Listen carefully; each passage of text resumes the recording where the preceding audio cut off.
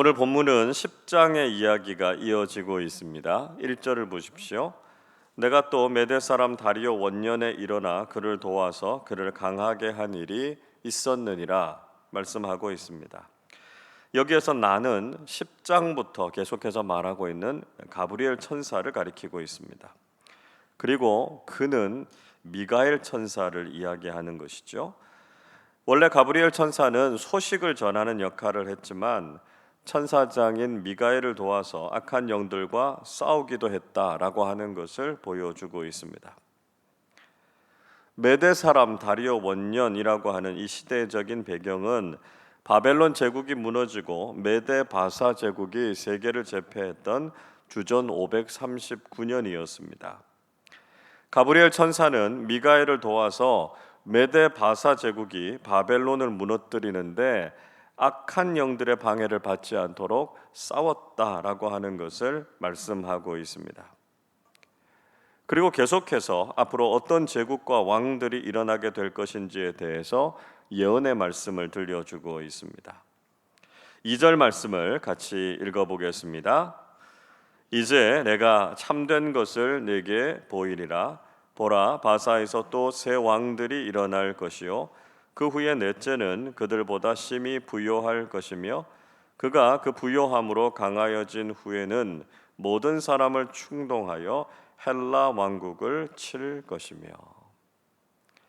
가브리엘 천사는 참된 것을 다니엘에게 보여줄 것이다 이렇게 말했습니다.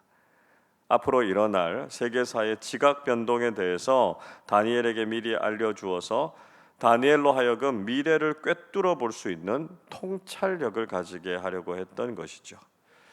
이후로 여러 왕들의 이름이 복잡하게 나옵니다. 잘 들으셔야 됩니다. 자, 장차 페르시아 제국에 3명의 왕이 일어나게 될 것이다 이렇게 말하고 있습니다. 현재 다니엘은 고레스가 실질적으로 통치하고 있었던 다리오 왕 3년에 지금 이 계시를 받고 있습니다. 그래서 또 새 왕이다 이렇게 이야기하면 고레스를 제외하고요 캄비세스, 스메르디스, 다리오 1세 휘스타스페스를 가리키는 것입니다. 그리고 넷째 왕이라고 이야기하죠. 페르시아의 왕이었던 크세르크세스 1세를 이야기합니다. 성경에서는 에스더를 왕으로 삼았던 이 아하수에로 왕을 이야기하는 것이죠. 아하수에로 왕은 인도에서 구스까지 모두 127도를 통치했고요. 부유함이 아주 극에 달했던 왕이었습니다. 그러나 역사가 헤로도토스의 기록에 의하면 이 아하수에로는 100만의 대군을 이끌고 그리스를 공격했지만 결국 해상 전투에서 패배하고 철수하게 됐습니다. 그 전쟁 이후에 이 페르시아 제국은 내리막길을 걷게 됐습니다. 그 이후에 강력한 한 왕과 제국이 등장하게 됐다 말씀하지요. 3절을 보십시오. 장차 한 능력 있는 왕이 일어나서 큰 권세로 다스리며 자기 마음대로 행하리라 말씀하고 있습니다. 한 능력 있는 왕은 헬라 제국을 세계에서 가장 강력한 제국으로 성장시킨 알렉산더 대왕을 지칭하고 있습니다. 알렉산더는 아버지인 필리포스 3세가 암살되자 20세의 젊은 나이에 왕위에 오르게 됐습니다. 그리고 불과 10년이라고 하는 짧은 시간에 마케도니아와 헬라 연합군을 이끌고 이집트와 서아시아 그리고 인도까지 아주 무서운 속도로 정복해 갔습니다. 그러나 그는 33세의 나이에 갑작스럽게 죽게 됐고요. 그의 부하들에 의해서 4개의 지역으로 나뉘어서 통치하게 됩니다. 마케도니아와 그리스를 다스렸던 카산더, 트레이스와 소아시아 전역을 다스렸던 리시마쿠스, 북부 시리아와 메소포타미아, 과거의 아수르와 바벨론의 그 광활한 지역을 다스렸던 셀류쿠스 니카토르, 그리고 남부 시리아와 팔레스타인, 이집트를 통치했던 톨레미 소테르가 그 4명의 부하들이었습니다. 4절을 보시면 알렉산더 대왕이 그렇게 강력한 통치자였지만 결국 왕권이 자기 후손들에게로 돌아가지 않았고요. 다른 사람들, 이 네 명의 부하들에게 돌아가고 말았다라고 하는 것을 이야기해 주고 있습니다. 자, 이 말씀은 하나님의 주권에 대한 교훈을 우리에게 주고 있습니다. 세상의 강력한 통치자들은 자신의 뜻대로 권력을 가질 것이라고 생각했을 것입니다. 그렇게 영원할 것만 같았던 권력도 결국 자기 마음대로 할 수 없었습니다. 자기의 미래를 알지 못했고요. 그 권력의 향망도 그들의 손에 있지 않았습니다. 오직 역사의 주관자가 되시는 분은 하나님이시고요. 하나님의 주권과 보호하심이 없다면 인간의 모든 권력도 다 헛되다라고 하는 것을 보여주고 있는 것이죠. 우리도 세상적인 능력과 인간적인 힘을 의지하는 것이 아니라 오직 모든 것을 주관하시고 다스리시는 하나님만 의지해야 한다는 것입니다. 하나님께서 진정한 왕이시고 역사의 주인이심을 고백하실 수 있기를 바랍니다. 자, 계속해서 남방왕과 북방왕에 대해서 소개하고 있습니다. 5절에 보시면 남방왕 이렇게 이야기하는데요. 팔레스타인과 이집트를 통치했던 톨레미 소테르를 가리키는 것입니다. 그는 알렉산더 대왕이 죽은 바로 그 해에 이 지역의 통치자로 등극해서 자신의 통치력을 인정받게 됩니다. 그리고 그 군주들 중에 하나라고 하는 인물은 셀류쿠스 니카토르를 지칭하는 것인데요. 아주 광활한 영토를 다스렸던 셀류쿠스 왕조를 세웠습니다. 앞으로 이 셀류쿠스 왕조가 톨레미 왕조보다 더 강성해질 것이다 라고 하는 것을 예견한 것이죠. 셀류쿠스 왕조가 톨레미 왕조보다 더 강해졌을 때 두 왕국이 화친을 맺었을 때가 있었습니다. 6절을 보십시오. 몇 해 후에 그들이 서로 단합하리니 곧 남방왕의 딸이 북방왕에게 가서 화친하리라. 그러나 그 공주의 힘이 쇠하고 그 왕은 서지도 못하며 권세가 없어질 뿐 아니라 그 공주와 그를 데리고 온 자와 그를 낳은 자와 그때에 도와주던 자가 다 버림을 당하리라. 이렇게 말씀하고 있습니다. 주전 250년경에 톨레미 2세인 필라델푸스는 두 왕국의 화친을 위해서 자신의 딸인 베레니스를 셀류쿠스 왕조의 세 번째 왕인 안티오쿠스 2세 테오스와 결혼을 시키게 됩니다. 그런데 안티오쿠스 2세 테오스는요, 이미 라오디스라고 하는 여인과 결혼을 한 상태였기 때문에 이 라오디스와 이혼을 해야만 베레니스와 결혼을 할 수 있었습니다. 그래서 원래의 왕후인 이 라오디스와 이혼하고 베레니스와 결혼해서 아들까지 낳게 됩니다. 그러나 베레니스의 아버지인 톨레미 2세가 죽고 난 이후에 이 안티오쿠스 2세는 라오디스를 다시 불러와서 왕후의 자리에 복귀시킵니다. 복수심에 불탔던 라오디스는 남편 안티오쿠스 2세를 독살했고요. 베레니스와 그 아들까지도 모두 살해하게 됩니다. 그리고 자신의 아들인 셀류쿠스 2세 칼리니쿠스를 왕으로 세우고 자신이 섭정을 하게 됐습니다. 자, 이 6절의 말씀이 바로 이런 역사적인 내용을 예언하고 있는 것이었습니다. 그 이후에 계속해서 북방왕과 남방왕들의 전쟁이 이어질 것이다 라고 하는 것을 예고하고 있죠. 7절에 보시면 그 공주의 본 족속에게서 난 자 중에 한 사람 이렇게 이야기하는데요. 베레니스의 오빠였던 톨레미 3세 유에르게테스를 이야기하는 것입니다.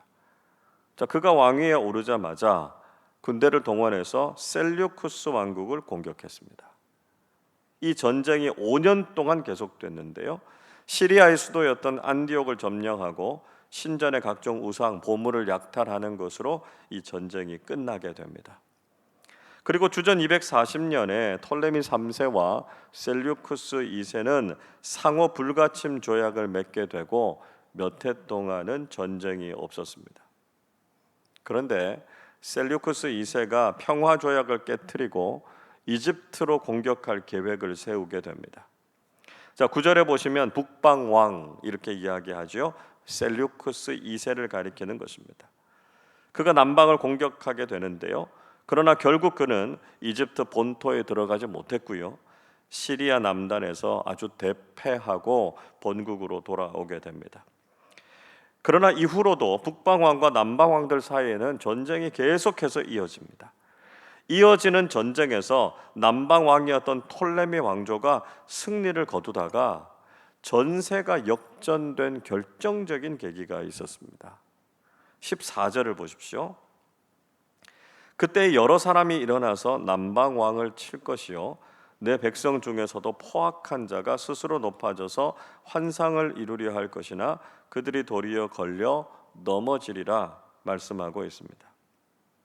셀류코스 왕조의 안티오코스 3세가 주전 202년에 톨레미 왕국을 다시 침략하게 됐습니다. 이때 동맹국인 마케도니아의 필립 5세와 또 톨레미 왕조 내에 있었던 여러 반란 분자들과 동맹해서 싸우게 됩니다. 자, 게다가 톨레미 4세가 원인 모를 병으로 죽게 됐고요. 불과 대여섯 살 정도였던 그의 아들인 톨레미 5세가 왕권을 이어받아서 이 남방 왕국이 아주 약해진 상황이 됐습니다. 결국 15절 보시면 북방 왕이 견고한 성읍을 점령할 것이다 이렇게 예고하고 있죠.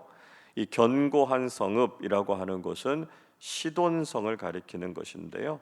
이 천의 요새였던 이 시돈성은 안티오쿠스 3세가 토성을 쌓아서 결국은 점령하게 됩니다. 그리고 16절 이렇게 말씀하죠. 오직 와서 치는 자가 자기 마음대로 행하리니 그를 당할 사람이 없겠고 그는 영화로운 땅에 설 것이요 그의 손에는 멸망이 있으리라 말씀하고 있습니다. 결국 안티오코스 3세는 영화로운 땅인 팔레스타인을 완전히 점령하게 됐습니다.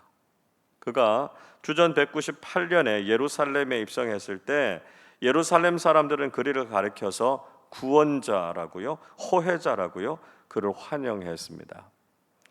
그러나 그로부터 23년이 지난 주전 175년에 무시무시한 왕이죠, 안티오쿠스 4세 에피파네스에 의해서 이스라엘은 감당하기 어려운 박해를 겪게 됐습니다.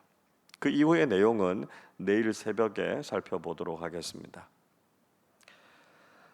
여러분, 우리도 지금 요동치는 세계사 속에서 때로는 불안함과 두려움을 느끼기도 하고요, 위기와 고난을 경험하게 되기도 합니다.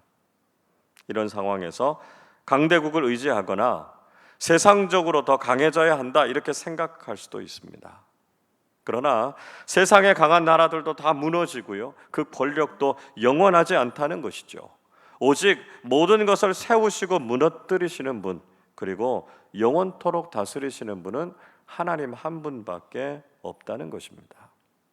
오늘도 온 세상의 주관자이시고 통치자가 되시는 하나님 한 분만 의지하고 그 하나님만 높여드리며 살아가시는 귀한 하루가 되시기를 주님의 이름으로 축원합니다. 기도하겠습니다. 온 세상과 역사를 주관하시는 하나님 아버지, 비록 불안하고 위험한 시대를 살아가고 있지만 하나님의 선하신 뜻과 계획이 있음을 믿고 감사를 드립니다. 다니엘처럼 이 시대와 미래에 대한 영적 통찰력을 갖게 하시고 하나님께서 행하시는 일들을 깨달아 알게 해 주옵소서. 세계사의 격변 속에서도 하나님의 섭리가 있음을 깨닫게 하시고 겸손하게 하나님의 뜻에 순종하는 사람들이 되게 하여 주시옵소서. 사랑하는 교우들의 삶과 가정, 생업과 공동체가 늘 은혜 안에서 평안하고 형통하게 하시고 이 위기의 시기에 특별하게 도우시는 하나님의 손길을 경험하게 해 주옵소서. 더욱 강건하게 하시고 성령으로 충만하게 하셔서 오늘 하루도 믿음의 사람답게 살아가게 해 주옵소서. 감사드리며 우리 주님 예수 그리스도의 이름으로 기도하옵나이다. 아멘.